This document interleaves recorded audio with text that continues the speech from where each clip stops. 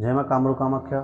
मित्रों, इससे पहले जो वीडियो हमने यूट्यूब पर डाली थी, यदि आपने उसे देखी है तो उसमें भी एक नारी का वशीकरण उसके बारे में बताया गया है, कैसे वशीकरण करना है कैसे नहीं। और आज का जो वशीकरण है इसमें मंत्र की आवश्यकता नहीं है, अब तो केवल एक क्रिया है।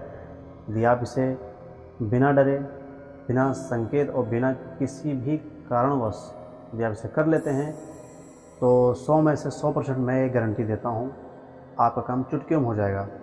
इसे दोनों लोग कर सकते हैं, नारी अथवा पुरुष को भी इस काम को कर सकता है और ये दोनों पे काम करेगा।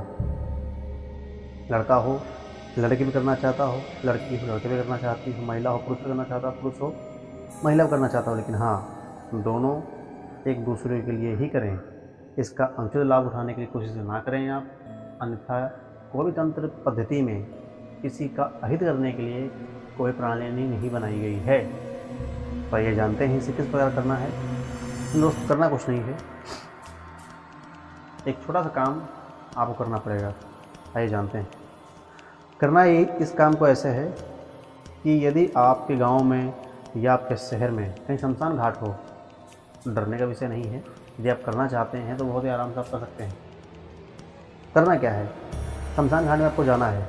यदि किसी की चिता जल रही है तो जलती चिता से आपको थोड़ी सी राख उठानी है और उस राख को अपने घर पे लेके आना है।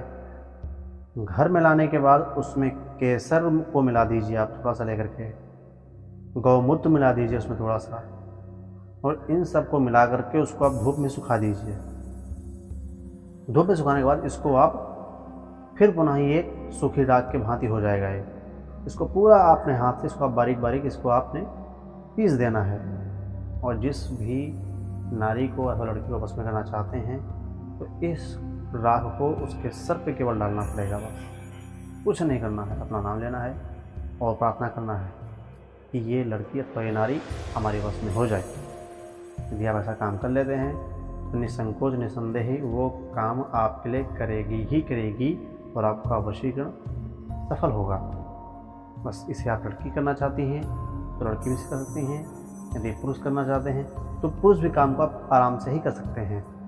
लेकिन एक बात का आप ध्यान रखिएगा अवश्य, किसी का अनुचित लाभ उठाने की कोशिश ना करना, वरना बेटा शमशानी क्रिया है ये, तो दिक्कत पैदा हो जाएंगी आपके लिए।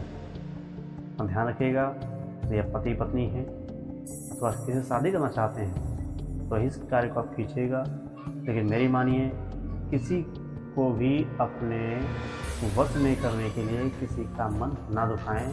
ये केवल पति और पत्नी घर परिवार के लिए ही वशीकरण सिद्ध संभव होती है। 6 कर्मों में आती है, मतलब 6 कर्म पाप में से एक पाप कर्म भी है। तो मेरी बात ध्यान रखिएगा, यदि आप अपने गृहस्थी में अपने परिवार में किसी प्रकार से यदि आपका निरादर होता है, आपकी बात को नहीं माना जा रहा है, तो ही आप इस काम को कीजिएगा। निसंदेह आपका काम संपन्न होगा।